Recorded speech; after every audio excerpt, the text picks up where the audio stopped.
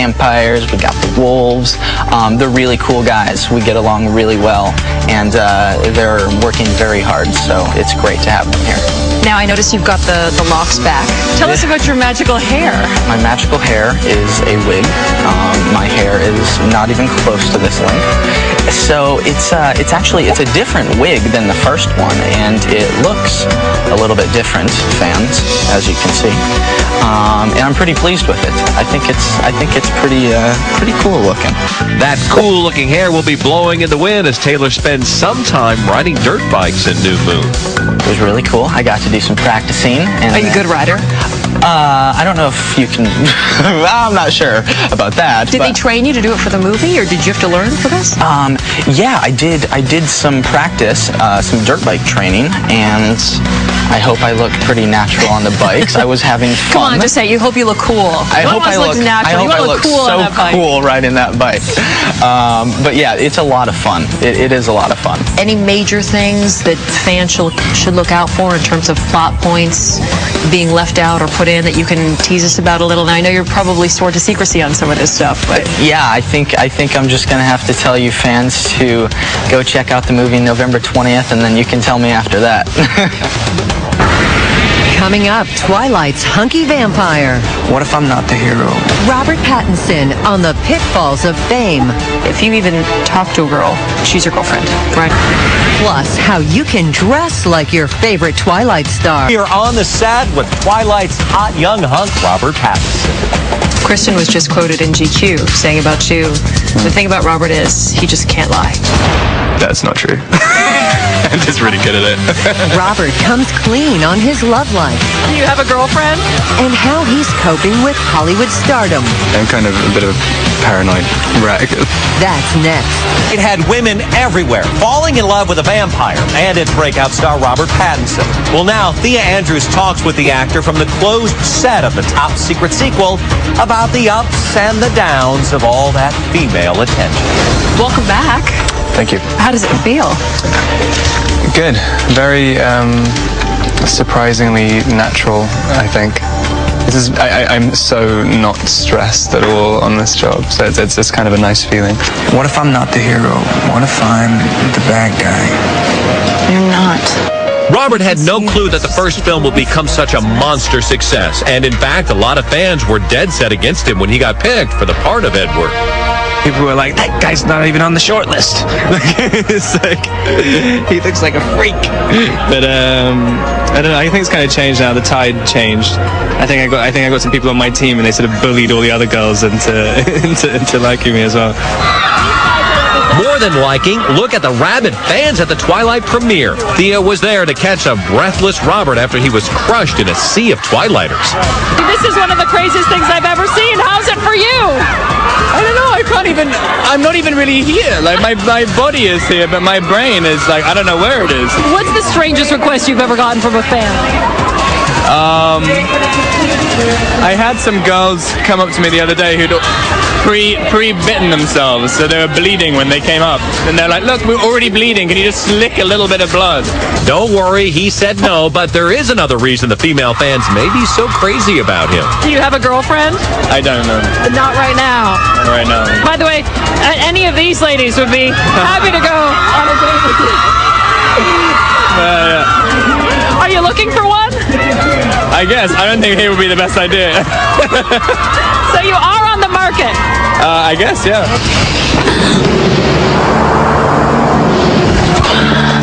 You better hold on tight, Spider Monkey.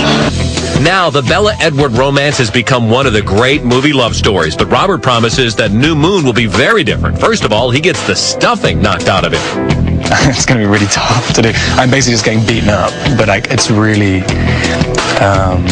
intense. We were trying to establish how to portray like 100% pain throughout your body, and not just do it like going or whatever, and just writhing around. And it's a very all these kind of weird stress positions and stuff. I mean, it's horrible. I mean, it's really disgusting. You're getting beaten up by Dakota Fanning. I know, yeah. Well, amongst other people, a lot of other people beat me up. I'm just being thrown around like a rag doll. Do you have a code name on set? On set, number 2. You're number 2. You can't use that one. You know what? Now you've blown it.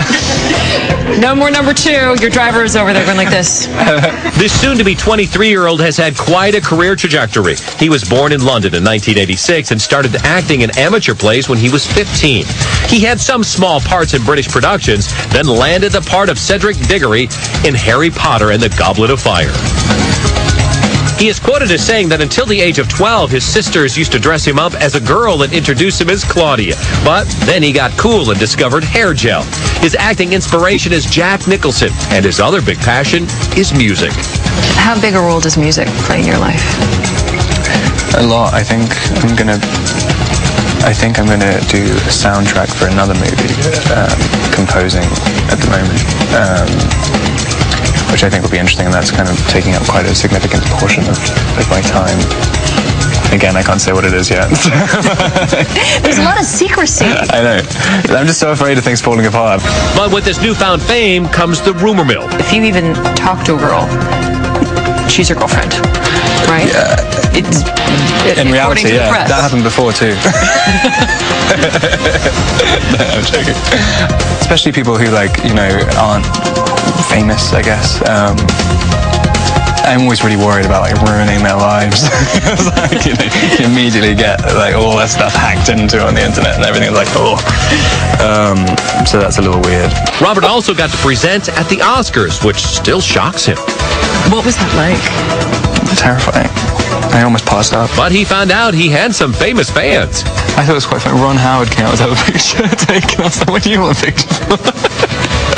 Tom Cruise was telling me how much he loves the books. Really? Yeah. Wow. But Robert's not just sticking to vampires. He's got 2 other projects. First, he plays the eccentric artist Salvador Dali in Little Ashes out next month. And he's also a wannabe musician in How to Be, a British comedy out now. Here's footage behind the scenes where Robert can't seem to keep a straight face. I'm getting the sense no romantic comedies in the immediate future for you? The stuff, I'm kind of booked out for a year now with various different things, and one of them's kind of a comedy, but it's more dark than you could possibly imagine in comedy. You just can't stay out of the dark. I know. Do you still have to audition in Hollywood? I still like auditioning. I find it very, very difficult to agree to something if it's just an offer, because I don't know if I can do it. I'd like to know that, I've done something which people can judge me on. Kristen was just quoted in GQ saying about you, the thing about Robert is he just can't lie. That's not true. I'm just really good at it. Now, Twilight has sparked a whole new look. You might even call it vampire chic. Well, stay tuned as ET fashion expert Anya Sarr shows you how to dress for a very different kind of nightlife.